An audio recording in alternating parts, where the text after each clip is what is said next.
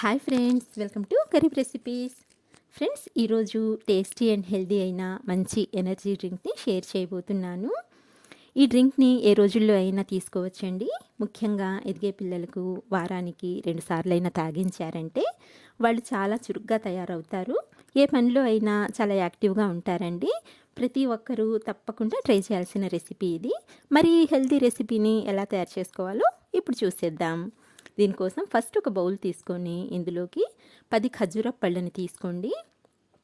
ఇందులోని గింజల్ని ఇలా రిమూవ్ చేసి తీసుకోండి. ఇవి సూపర్ మార్కెట్లలో చాలా ఈజీగా దొరుకుతాయండి.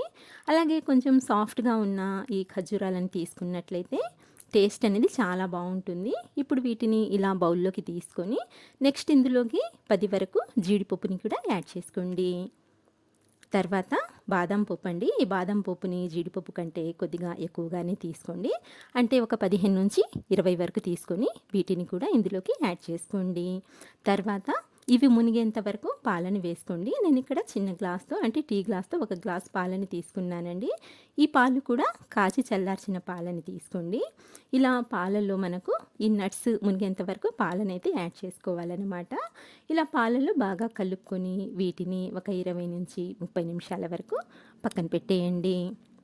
నేనైతే అరగంట వరకు పెట్టేశానండి. చూడండి, అరగంట తర్వాత ఈ నట్స్ కొద్దిగా సాఫ్ట్గా అయ్యాయి అన్నమాట. ఇక్కడ చూస్తున్నారు కదండి, ఈ విధంగా. ఇప్పుడు వీటిని పక్కకు తీసుకొని ఒక మిక్సర్ జార్ తీసుకొని ఇందులోకి మనం నానబెట్టి తీసుకున్న ఈ నట్స్ని యాడ్ చేసుకోవాలి. ఇందులోని పాలతో సహా యాడ్ చేసుకోండి.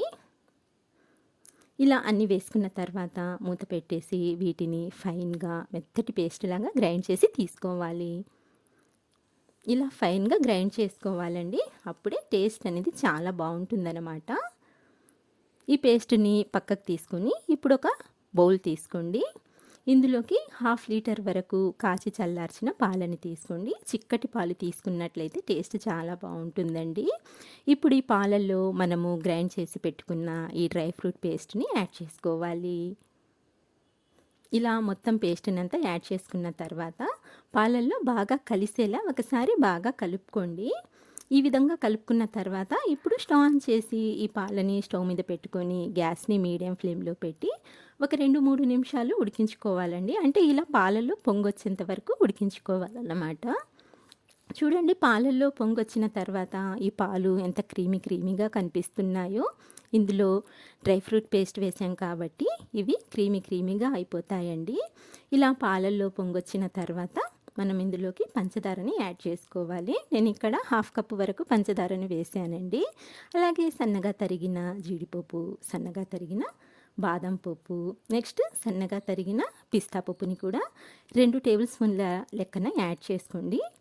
ఇలా డ్రై ఫ్రూట్స్ని యాడ్ చేసుకున్న తర్వాత మీడియం ఫ్లేమ్ మీద మరో 5 నిమిషాల వరకు ఈ పాలని ఉడికించుకున్నట్లయితే మంచి క్రీమీ టెక్స్చర్లోకి వచ్చేస్తాయండి పాలు. టేస్ట్ కూడా చాలా బాగుంటుంది. ఇలా కాస్త చిక్కబడతాయి అన్నమాట. ఇప్పుడు స్టవ్ ఆఫ్ చేసేసి పక్కకు తీసుకొని చూడండి, పాలు కొంచెం చిక్కగా కనిపిస్తున్నాయి కదండి. మనకు సేమ్ పాయసంలా తయారైపోయిందనమాట. ఇప్పుడు ఇందులోకి మంచి ఫ్లేవర్ కోసం 1/4 టీ స్పూన్ వరకు వెనిలా ఎసెన్స్ని యాడ్ చేసుకోండి. ఒకవేళ మీ దగ్గర ఎసెన్స్ లేకపోతే కొద్దిగా యాలకుల పొడినైనా యాడ్ చేసుకోవచ్చండి.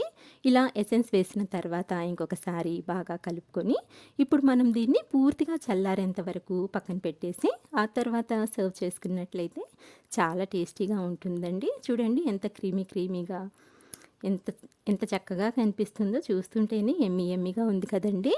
సో ఫ్రెండ్స్, ఇది ఇవాల్టి రెసిపీ. నచ్చినట్లయితే ప్లీజ్ లైక్ చేయండి. అలాగే మీరు మీ ఇంట్లో తప్పకుండా ట్రై చేయండి. ఇలాంటి మంచి రెసిపీస్ కోసం మా గరీబ్ రెసిపీస్ని మర్చిపోకుండా ప్లీజ్ సబ్స్క్రైబ్ చేసుకోండి. ఇంకొక మంచి వీడియోతో మంచి రెసిపీతో మళ్ళీ కలుస్తాను ఫ్రెండ్స్. అంతవరకు బాయ్ అండి. Thank you for watching.